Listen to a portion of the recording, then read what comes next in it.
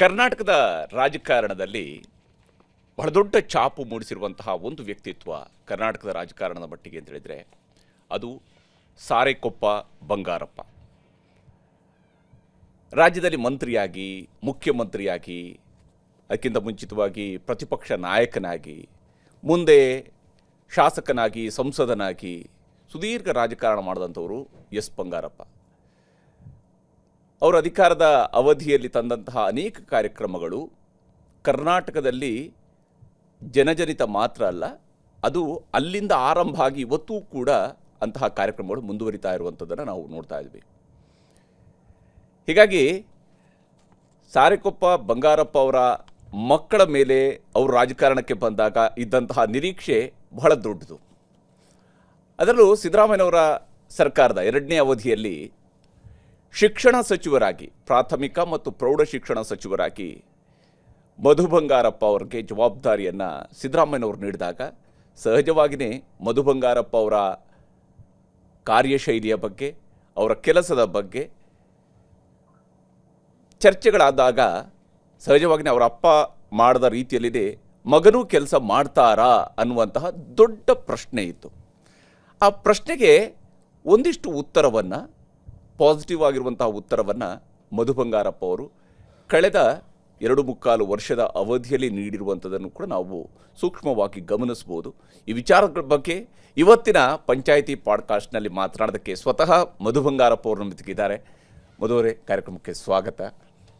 ಭಾಳ ಸಂತೋಷ ಹರಿಪ್ರಸಾದ್ ಅವರೇ, ತಾವು ಕರೆದು ಇವತ್ತಿನ ಮಾಧ್ಯಮ ಹೃದಯದಿಂದ ಬರ್ತಕ್ಕಂಥ ಮಾತುಗಳನ್ನು ಪಾಡ್ಕಾಸ್ಟ್ ಮೂಲಕ ನಮ್ಮ ಜನತೆಗೆ ಕಳಿಸ್ತಕ್ಕಂಥದ್ದು, ಇಂಥ ಒಂದು ವಿಶಿಷ್ಟವಾಗಿರ್ತಕ್ಕಂಥ ಪಂಚಾಯಿತಿ ಕಾರ್ಯಕ್ರಮ. ಭಾಳ ಸಂತೋಷ ಇದಕ್ಕೆ ನನ್ನನ್ನು ಕರೆದಿದ್ದಕ್ಕೆ. ಮತ್ತು ನಾನು ಕೂಡ ಆಭಾರಿಯಾಗಿರ್ತೀನಿ, ಯಾಕೆಂದರೆ ಹೇಳ್ಕೊಳ್ಳೋದಕ್ಕೆ ಒಂದು ವೇದಿಕೆ ಬೇಕು. ಪಬ್ಲಿಕ್ ಸ್ಪೀಚಲ್ಲಿ ಹೇಳೋದಕ್ಕೂ, ಬಟ್ ಇಂಥ ಸಂದರ್ಭದಲ್ಲಿ ಕೆಲವು ವಿಚಾರಗಳನ್ನ ಹೇಳ್ಕೊಳ್ತಕ್ಕಂಥದ್ದು ಒಂದು ಅವಕಾಶ ಅನಿಸುತ್ತೆ. ಸೊ ಅದಕ್ಕೆ ನನ್ನನ್ನು ನೀವೆಲ್ಲರೂ ಕೂಡ ಕರೆದಿದ್ದಕ್ಕೆ ಭಾಳ ಸಂತೋಷ ವ್ಯಕ್ತಪಡಿಸ್ತೀನಿ. ತುಂಬ ಧನ್ಯವಾದಗಳು. ತಾವು ಶಿಕ್ಷಣ ಖಾತೆ ನಿರೀಕ್ಷೆ ಮಾಡಿದ್ರಾ ನೀವು? ಹರಿಪ್ರಸಾದ್ ಅವರೇ, ಆ್ಯಕ್ಚುಲಿ ನಾನು 2ನೇ ಇದರಲ್ಲಿ ನಮ್ಮದೆಲ್ಲ ಸ್ವೇರಿಂಗಿನ್ ಆಗಿದ್ದು.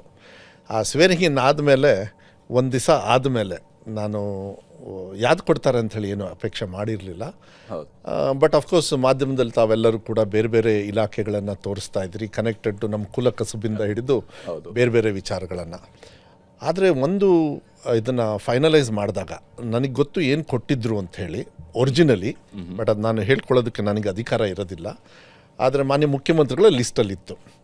ಮಾನ್ಯ ಉಪಮುಖ್ಯಮಂತ್ರಿಗಳಾಗಿರ್ತಕ್ಕಂಥ ಡಿ.ಕೆ. ಶಿವಕುಮಾರ್ ಸಾಹೇಬರು, ಮತ್ತು ಸುರ್ಜಾವಲ ಸಾಹೇಬರು, ಮತ್ತು ಮುಖ್ಯಮಂತ್ರಿಗಳು ಸಿದ್ದರಾಮಯ್ಯ ಸಾಹೇಬರು 3 ಜನರನ್ನು ಕೂತ್ಕೊಂಡಾಗ ಫೈನಲ್ ಪಟ್ಟಿ ಮಾಡಬೇಕಾದ್ರೆ ನಂದನ್ನು ಏನು ಕೊಟ್ಟಿದ್ದರು, ಡಿ.ಕೆ. ಶಿವಕುಮಾರ್ ಸಾಹೇಬರು ಹೇಳ್ತಾರೆ, ಇಲ್ಲ ಮದುವೆ ಇದು ಬೇಡ, ಇದು ಭಾಳ ಸುಲಭ ಆಯಿತು, ಅವನಿಗೆ ಸ್ವಲ್ಪ ಕಷ್ಟದ ಕೊಟ್ಟರೆ ಅವ್ನು ಚೆನ್ನಾಗಿ ನಿಭಾಯಿಸ್ತಾನೆ. CM ಅವರು ಇಲ್ಲ ಬೇಡ, ಇದು ಭಾಳ ಶಿಕ್ಷಣ ಇಲಾಖೆ ಕೊಡಿ ಅಂತ.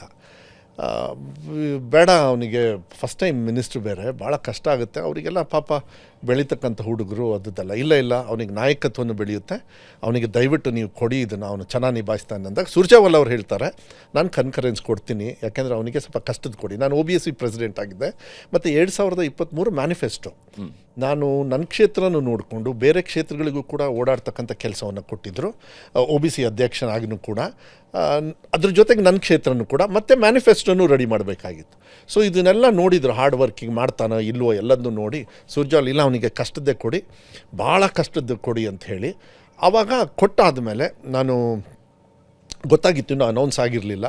CM ಅವ್ರ ಹತ್ರ ಹೋಗಿ ನಾನು ಹೇಳಿದೆ, ಮಧು ಇಲ್ಲ, ಈ ಡಿ.ಕೆ. ಶಿವಕುಮಾರ್ ಅವ್ರು ಮಾಡಿದ ಕೆಲಸ, ಸುರ್ಜಾವಲ ಅವರು ಅದಕ್ಕೆ ಓಕೆ ಅಂದರು.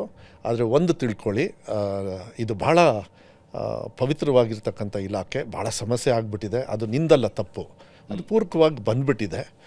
ಇದರಲ್ಲಿ ನೀನು ಚೆನ್ನಾಗಿ ಮಾಡಿದ್ರೆ ಮೋಸ್ಟ್ಲಿ ನಾಯಕತ್ವನೂ ಕೂಡ ಬೆಳೆಯುತ್ತೆ. ಯಾಕೆಂದರೆ ಊರು ತುಂಬ ಶಾಲೆಗಳಿದ್ದಾವೆ, ರಾಜ್ಯ ತುಂಬ ಎಲ್ಲ ಕಡೆ ಓಡಾಡ್ಬೋದು, ಸ್ವಲ್ಪ ಶ್ರದ್ಧೆಯಿಂದ ಮಾಡು, ನಿನಗೆ ಅದು ಕೆಪಾಸಿಟಿ ಇದೆ.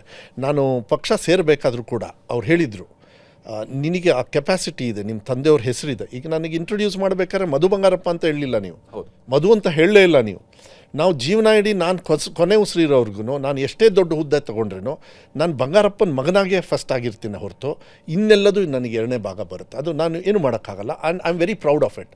ನನಗೆ ಭಾಳ ಸಂತೋಷ. ಅಷ್ಟು ದೊಡ್ಡದಾದಂಥ ಒಂದು ಹೌದು ಇವತ್ತು ನಮ್ಮ ತಂದೆಯವರು ಇಲ್ಲ, ಆದರೆ ಅವರ ಕಾರ್ಯಕ್ರಮದ ಮೂಲಕ ನೀವು ಕೂಡ ನೆನಪು ಮಾಡ್ಕೋತೀರಿ, ಉದಾಹರಣೆಯಾಗಿ ನಿಮ್ಮ ಚರ್ಚೆಗಳನ್ನು ತೊಗೊಳ್ತೀರಿ. ಅದಕ್ಕೆ ನನಗನ್ಸುತ್ತೆ ಇದು ಭಾಳ ಒಂದು ಒಳ್ಳೆಯ ಅವಕಾಶ ಅಂಥೇಳಿ ಚಾಲೆಂಜಿಂಗ್ ಆಗಿ ತೊಗೊಂಡೆ.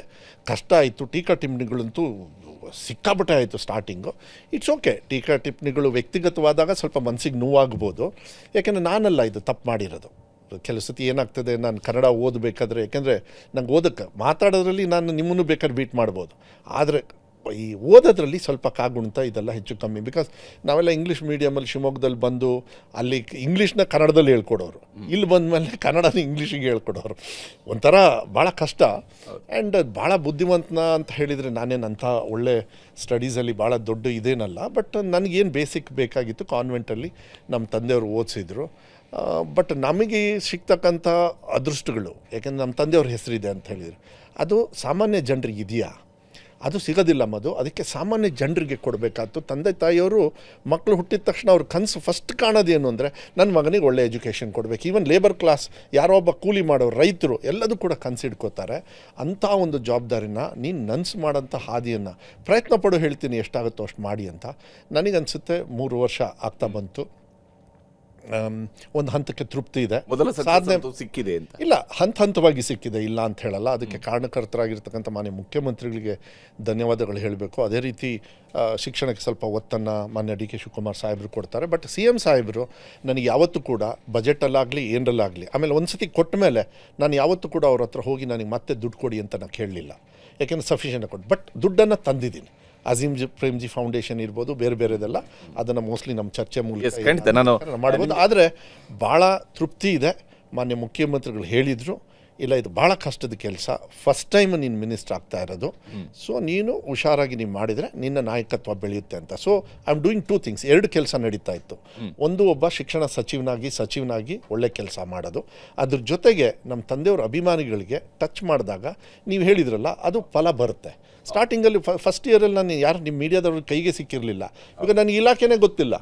46,000 ಶಾಲೆ, ಸಮಸ್ಯೆಗಳು, ಎಲ್ಲ ಶಾರ್ಟೇಜು, ಅದನ್ನೆಲ್ಲ ಮನವರಿಕೆಯನ್ನು ಮಾಡಿ ಮಾನ್ಯ ಮುಖ್ಯಮಂತ್ರಿಗಳು ಶಕ್ತಿ ಮೀರಿ ನಮಗೆ ಸಹಕಾರ ಮಾಡಿದ್ದಾರೆ. Being A finance minister, I think really ನೀವು ಭಾಳ ಮುಕ್ತವಾಗಿ ಒಂದು ವಿಚಾರವನ್ನು ಹೇಳಿದ್ರಿ, ಕನ್ನಡದ ಬಗ್ಗೆಯೂ ಕೂಡ ಹೇಳಿದ್ರಿ. ಅಂದರೆ ಶಿಕ್ಷಣ ಸಚಿವನಾಗಿದ್ದುಕೊಂಡು, ಯಾಕಂದರೆ ಅನೇಕ ಸಂದರ್ಭದಲ್ಲಿ ರಾಜಕಾರಣಿಗಳು ಅವರಲ್ಲಿರುವಂತಹ ಕೊರತೆಯನ್ನು ಮೇಕಪ್ ಮಾಡೋದಕ್ಕೆ ಟ್ರೈ ಮಾಡ್ತಾರೆ. ಇಲ್ಲ ನನಗೆ ಬರುತ್ತೆ, ಸುಮ್ಮನೆ ಅದೇನೋ ಜಸ್ಟ್ ಮಿಸ್ ಆಗೋಯ್ತು ಅನ್ನೋದಂತ. ಬಟ್ ನೀವು ಒಪ್ಕೊಂಡಿಲ್ಲ, ನಾನು ಇಂಗ್ಲೀಷ್ ಮೀಡಿಯಮಲ್ಲಿ ಓದಿದ್ದೆ, ಕನ್ನಡ ಓದೋದಕ್ಕೆ ಸ್ವಲ್ಪ ಕಷ್ಟ ನನಗಿದೆ ಅನ್ನುವಂಥದ್ದನ್ನು. ಬಹುಶಃ ನೀವು ಶಿಕ್ಷಣ ಸಚಿವರಾಗಿದ್ದಾಗ ಬಂದಂತಹ ಮೊದಲ